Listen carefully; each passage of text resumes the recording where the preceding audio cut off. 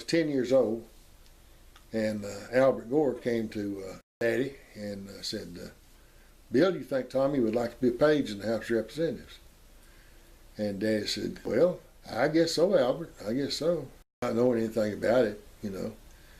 So in April 1944, decided that I would go to Washington and be a page in the House of Representatives.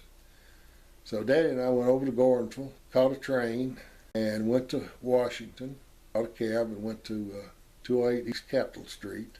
2 blocks down there is where I stayed with the Smith family. We spent the night. And then Daddy got on a train and came over back to Elmwood. So then I was there in Washington by myself, and every morning I would get up and I would go down to this little eat place, and I'd get me a little breakfast, and I'd go next door and I'd play this guy a dime to comb my hair. That's when we used Vitalis. He'd comb my hair, and then I'd go by Albert Gore's office, who was congressman at that time, not senator, but congressman. And I'd go by there and get a little, $5, $6, $8 to do me during the day. And then I'd go to the House floor, and the House floor was, I'd sit back in the corner, and in front of us was this big square machine-like thing, and on it were all these little dots, and each dot was a congressman's seat. And of course, I was in the Democratic side. When a dot lit up, then that was, you were supposed to go to that seat and reach over the left shoulder and ask the congressman what he wanted. And he would say, well, I need 1,000 copies of bill number 1035B, picked up at the printing office and taken to my office in the legislative office building. And so I'd go down and go through the tunnel and go over to the printing office building. They'd load up 1,000 copies of the bill on a push cart. I'd push it back through the tunnel, all the way back over to the legislative office building, get on the elevator and take it up to the congressman's office. And then I'd go back down and go back to my seat behind the spot machine, everywhere it was. And I'd do that. And some days we'd get through it, noon, and some days we'd get through it 3 o'clock, and some nights we'd get through at 10 o'clock. But the days we'd get through early, I would go to the Smithsonian Institute, and I'd go through and Museum of Natural History. And I remember one day I was at the Museum of Natural History, and it was late, and there was nobody in there, and I was there all by myself. And, where I had all the different sharks and animals and all the different things. And I was walking around and looking at everything. And like I said, there was just nobody else in the building. And all of a sudden I looked up, and there was this huge octopus right over the top of me. Oh, it scared me to death. I ran out of there so fast. It scared me to death. And then other days, I bought me a baseball glove, and I'd go down on the Capitol Mall, and I'd play baseball with these guys until somebody stole my glove one day, and I couldn't play baseball anymore.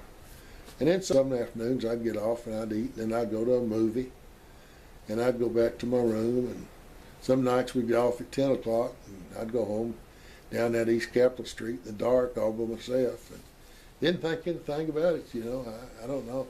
I don't know what Mom and Daddy were thinking about, letting a 10-year-old boy up there roaming around the streets of Washington all by himself throughout that time.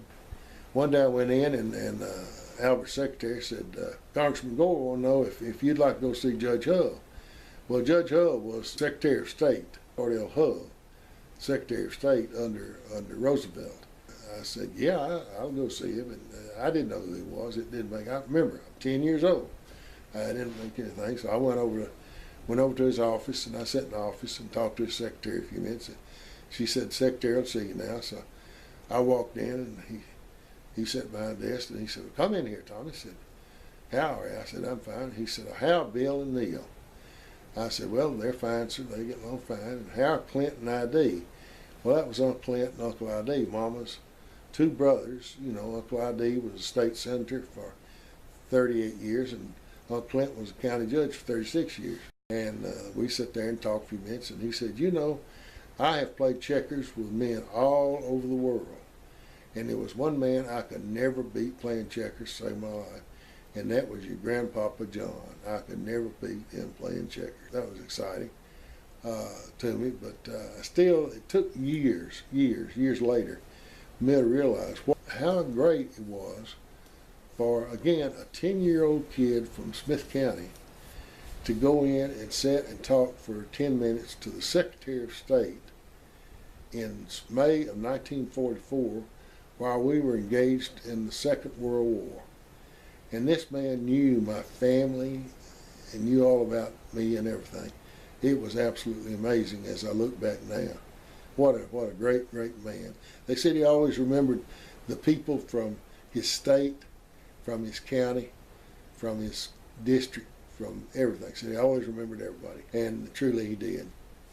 And then one day I got a pass to go to the White House, and I didn't go with the tour group. I got to go in and meet the butler, and the butler took me around. I did not go meet the president. I did not meet the president, but the butler took me all around by himself, just he and I got to do that. And then at the end of the period when I was going to come home, Mama was going to come up and show me the way home. Well, of course, you know how that ended up. Mama got there, and I had to show her everything. She had no earthly idea how to get around Washington or how to get on the train home or anything. So I found her way home, and so I ended up back in Carthage from Washington with my paycheck, $147.50, I think.